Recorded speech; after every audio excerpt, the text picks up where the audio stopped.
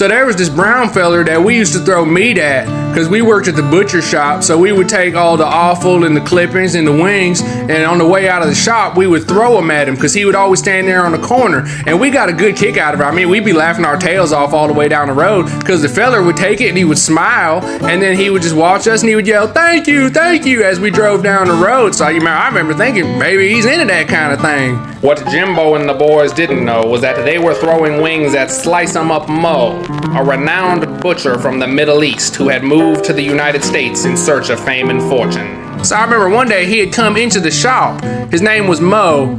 Mohammed was his full name. He wore one of them turbine thingies. And I remember as soon as he walked in, I smiled and laughed. I said, look, he came to get the first-hand experience. And I immediately reached down and grabbed the chicken and started cutting off the wing. But before I'd even gotten that sucker off the bone, the most magnificent smell that my sniffer ever snuffed came through that fucking door. So I immediately was like, what is that smell? And I looked down and he had opened a bag and it was full of cooked wings. And we all started laughing our tails off. I mean, who cooks wings? Nobody cooked the wings at that time. You threw them away or you threw them at Mohammed on the corner, but no one cooked the wings. So he was pointing at the wings. He said, eat.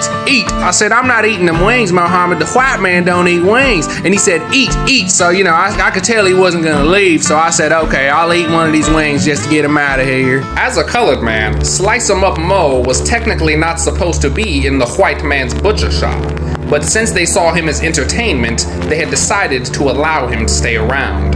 What he would do next was nothing short of revolutionary. So I took a bite of that wing and it was like, pow! It was like that bird had come back to life and punched me right in the face. I mean, he was using seasoning the white man would never even think of. So I looked at him and he said, you like? I said, I don't just like Mohammed, I love. Matter of fact, I love it so much, I'm gonna stop throwing these wings at your face. And I had an idea at that moment. I thought a thought I'd never thunk. I said, you know what, Mohammed? I'm gonna make you an exception. I'm gonna let you come into the white man's butcher shop yourself and I'll sell you these wings. And he said, thank you, sir. And from that moment on, since then, I've been selling them wings ever since. Jimbo would go on to win the Malcolm X Chef of the Year award for his unprecedented inclusivity.